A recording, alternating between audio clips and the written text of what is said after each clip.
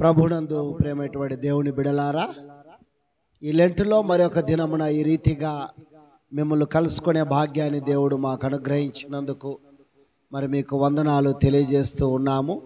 దేవుడికి కూడా కృతజ్ఞతాస్తుతులు చెల్లిస్తూ ఈ దినపు శుభములతో దేవుడు మిమ్మల్ని అందరినీ దీవించి ఆశీర్వదించునుగాక. ఆమేన్. మరి విశ్వాసములో ఎదగడము అన్నటువంటి అంశాన్ని ఈ దినము మనము ధ్యానం చేసుకుంటా ఉన్నాం. లెంటులో మరి విశ్వాసులముగా మనము ఎలా ఎదగాలి, ఎలా నడవాలి, ఏ రీతి అయినటువంటి జీవితము జీవించాలి అన్నటువంటి దాన్ని మనము ధ్యానం చేసుకుంటా ఉన్నాం. మరి అపోస్తుల కార్యములు 4వ అధ్యాయము 32 నుంచి 36 వచనాల వరకు ఉన్నటువంటి ఆ భాగంలో గమనిస్తే, మొట్టమొదట విశ్వాసులుగా ఏర్పడినటువంటి బిడలు మరి ఎలా నడుచుకున్నారు, మనకు మాదిరికరమైన జీవితాన్ని ఎలా తెలియజేసి ఉన్నారు అనేది ఈ భాగంలో చూస్తూ ఉన్నాం. మరి ఈ యొక్క పేతురు బోధల ద్వారా, యోహాను యొక్క స్వార్థ ద్వారా 5,000 మంది యేసుక్రీస్తు ప్రభువును నమ్మి ఆ సంఘముగా ఏర్పడినటువంటి అంత గొప్ప సంఘము మరి ఎంత గొప్పగా దేవునిలో నడిచింది అనేది గమనిస్తే 32వ వచనంలో మనం చూడగలిగితే, విశ్వసించిన వారందరూ ఏక హృదయమును ఏకాత్మయు గలవారై ఉండిరి. అన్ని వేల మంది, 5,000 మంది పురుషులు, అన్ని వేల మంది పురుషులు కలిగినటువంటి ఆ సంఘము ఎంతగా మరి విశ్వాసములో దేవునిలో నడుచుకుంటా ఉందో, విశ్వాసములో దేవునిలో ఎదుగుతా ఉందో మనము చూడగలుగుతా ఉన్నాం. విశ్వసించిన వారందరూ ఏక హృదయాన్ని కలిగి ఉంటా ఉన్నారు, ఏక ఆత్మను కలిగి ఉంటూ ఉన్నారు. మరి ఎంత గొప్పగా సంఘము ఐక్యమత్యతలో ఎదుగుతూ ఉందో, ఒకటిగా నడుస్తూ ఉందో, ఒకటిగా వారు జీవిస్తూ ఉన్నారో, మరి వీరిని చూసి మనం నేర్చుకోవాల్సిన అవసరత ఈనాడు ఎంతైనా ఉంది. ఎందుకంటే ఈనాడు ఎన్నో సంఘాలు మనకు ఉన్నాయి, కానీ సంఘములో ఉన్న కుటుంబాలు ఇలాగ ఐక్యతగా ఉన్నాయా అని అంటే ఎన్ని దారులు, ఎన్ని మార్గాలు. ఒకరు చెప్పింది మనం ఒకరు అంగీకరించం, ఒకరి ప్రార్థనా విధానం మరొకరికి నచ్చదు. అలాంటి పరిస్థితుల మధ్య మన సంఘాలను మనమే పాడు చేసుకుంటా ఉన్నాం, మన సంఘాలకు మనమే చెడ్డ పేరు తెస్తూ ఉన్నాం. కానీ ఇక్కడ చూడండి, ఈ యొక్క సంఘము ఒకే హృదయం, ఒకే ఆత్మ కలిగి దేవుని గొప్పగా వారు ఆరాధిస్తూ ఉన్నారు, దేవుని గొప్పగా వారు స్తుతిస్తూ ఉన్నారు, దేవుని మార్గంలో వారు నడుచుకుంటా ఉన్నారు. నడుచుకోవడమే కాదు, ప్రభునందు ప్రేమైనటువంటి వారులారా, వాళ్ళు ఎంతగా వాక్యంలో ఎదిగినారు అని అంటే, వారికి కలిగినదంతయు వారికి సమిష్టిగా ఉండేను, కలిగినది ఏది వారిలో ఏది తనదని అనుకోలేదు. ఇంతగా మనము ఇలాంటి సంఘముగా మనము ఈనాడు ఎదగలిగే స్థితిలో ఉన్నామా? వీళ్ళు కొద్ది కాలమే అయింది దేవుడిలోనికి వచ్చి, కొన్ని రోజులే, ఈ అధ్యాయం మొదటిలోనే వాళ్ళు నమ్మిన వారుగా ఉన్నారు. చివరికి ఎంతగా వాళ్ళు ఎదిగినారు. మనమేమో కొన్ని సంవత్సరాల నుండి క్రైస్తవులం అంటాం, కొన్ని సంవత్సరాల నుండి యేసు ప్రభు యొక్క వాక్యాన్ని వింటున్నాం, బాప్తిసాలు తీసుకొని సంవత్సరాల తరబడి ప్రభు బల్లను సమీపిస్తూ ఉన్నాం. మరి మన విశ్వాసం ఎంతవరకు ఉంది? మన హృదయము, సంఘమంతటి హృదయాలు ఎలాగున్నాయి, ఏ రీతి ఆత్మలు కలిగి ఉన్నాయని మనల్ని మనము తప్పకుండా పరిశీలన చేసుకునేటటువంటి సమయం ఇది. ఇక్కడ వీరు అన్యులే, అన్య జనాంగముగా ఇంతకాలం ఉన్నారు, కానీ అప్పుడే మార్పు చెందిన వారు, అప్పుడే దేవుడిలోనికి వచ్చిన వాళ్ళు. కానీ ఎంతగా వాళ్ళు దేవుడిలో ఎదిగారు, ఎంత ఉన్నతమైన స్థితిలోకి ఉన్నారు అని అంటే, వారిని మనం అందుకునే స్థానములో లేము. కనీసం వారి చెంత కన్నా వెళ్ళగలిగినటువంటి స్థానంలో మనము లేము. ఎలా వాళ్ళు ఎదిగారంటే, కలిగి ఉన్నది ఏది వారిది అని అనుకోలేదు. వాళ్ళకి ఏమైతే ఉందో ఇది నాది అనలేదు. ఈనాడు సంఘంలో మనం చూస్తాం, ఇది నాది, నాకు అధికారం కావాలి, నేను చెప్పినట్లు నడుచుకోవాలి, నేను చెప్పిందే జరగాలి, నా పాట ప్రకారం నడుచుకోవాలని ఎన్ని రకాలైన ఆటంకాలు సంఘ విశ్వాసులు కలగజేస్తూ ఉన్నారు.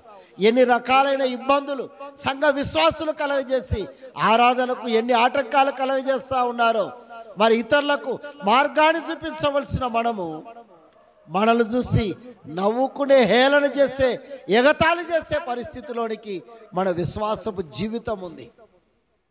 కానీ ఆది సంఘం అయితే వాళ్ళకి ఏమున్నా అది నాది కాదు, మనందరిది అనగలిగే ఆ పరిస్థితిలోనికి వారు వెళుతూ ఉన్నారు. అందుకే కలిగి ఉన్నదంతయు సమిష్టిగా ఉండేను.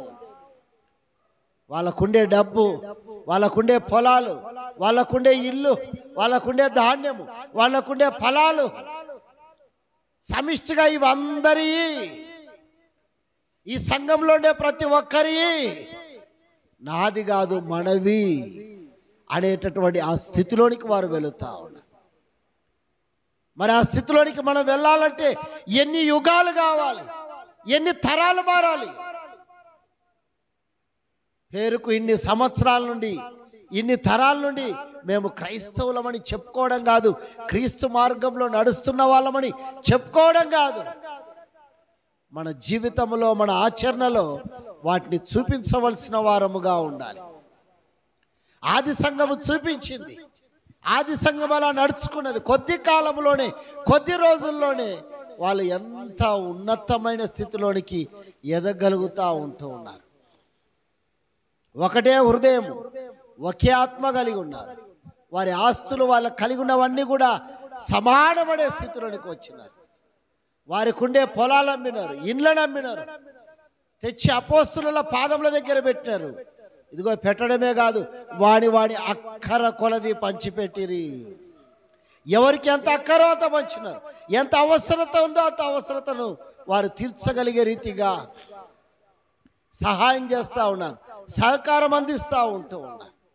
ఈనాడైతే అక్కడ ఉన్నటువంటి వాడిని పక్కకు దోసి ముందు నాకు కావాలా, నా కుటుంబానికి కావాలి, ఎంత ఉన్నాక నాకే కావాలా మాకే కావాలని కోరుకునే అనేక మంది సంఘ విశ్వాసులు ఉంటా ఉన్నారు. కాబట్టి నీ విశ్వాసాన్ని ఈ దినమున దేవుడు అడుగుతా ఉన్నాడు. నిజమైన విశ్వాసంలో నీవు ఉన్నావా? పేరుకు క్రైస్తవునిగా నీవు ఉన్నావా? పేరుకు విశ్వాసిగా నీవు ఎదుగుతున్నావా? లేక ఆది సంఘములో విశ్వాసం లాంటి జీవితాన్ని నీవు కలిగి ఉంటున్నావా? విశ్వాసములో ఉండి నీవు దేన్నిచ్చినా నీకు నష్టము కలగదు. మోసముతో నీవు ఉండి దేన్ని పొందుకున్నా అది నీకు మిగలదు, అది నీవు అనుభవించలేవు, అది నీవు పొందుకోలేవు. అందుకే ఇక్కడ చూస్తా ఉన్నాం, అపోస్తుల కార్యములు 4వ అధ్యాయం 35వ వచనంలో చూస్తే, వారు ప్రతి వానికి వాని అక్కర కొలది పంచిపెట్టిరి గనుక వారిలో ఎవనికిని కొదువలేకపోయాను. పంచిపెట్టి అప్పుల పాలైనాడని లేదు, పంచిపెట్టి వాడు ఏమీ లేని వాడైపోయినాడనే మాట ఇక్కడ లేదు. ఎవ్వనికి నీ కొదువలేకపోయాను. కొదువ లేకుండా దేవుడు ఆ సంఘాన్ని, ఆది సంఘాన్ని దీవించినాడు, ఆది సంఘాన్ని ఆశీర్వదించినాడు, ఆది సంఘాన్ని అలాగ నిలవబెడతా ఉన్నాడు. కారణం ఏంది అని అంటే వాళ్ళ విశ్వాస జీవితం. మేము సమానంగా ఉండాలి, అందరము ఒకటిగా ఉండాలి, ఒకటిగా మేము జీవించాలి, ఒకటిగా మేము భుజించాలి, ఒకటిగా మేము నడవాలి, ఒకటిగా మేము ఆరాధన చేయాలి. అది విశ్వాసులకు ఉండవలసిన లక్షణం, అది విశ్వాసముగా ఎదగవలసినటువంటి లక్షణము. ఈనాడు అలాంటి స్థితి మనలో ఉందా? అలాంటి కార్యము మన సంఘములో ఉందా? అలాంటి జీవితము మన విశ్వాస యాత్రలో ఉందా? ఒక్కసారి మనల్ని మనం పరిశీలన చేసుకోవాలి. ఎందుకు ఈనాడు క్రైస్తవ కుటుంబాలు బయట వారు వేలెత్తి చూపుతా ఉన్నారు అంటే, క్రైస్తవులు ఎందుకు అవమానకరంగా, హేళనకరంగా మాట్లాడుతూ ఉన్నారు అంటే, దేవుడు కోరిన విశ్వాసములో ఈనాడు మనము లేము, మన సంఘాలు లేరు, మన విశ్వాసులు లేరు. అందుకే ప్రపంచము వేలెత్తి చూపుతా ఉంది. కానీ ఆది సంఘము నడుచుకున్న విధానాన్ని చూసి, అయ్యో మేము ఇలా నడుచుకుంటే బాగుంటుంది కదా, మేము ఈ రీతిగా ఉంటే అందరము సంతోషంగా ఉంటాం కదా, ఎవరికి కొదవ లేకుండా పోతుంది కదా అని అనేకులు దేవుడిలోనికి రావడానికి, దేవుడిలోనికి నడవడానికి ఇష్టపడతా ఉన్నారు.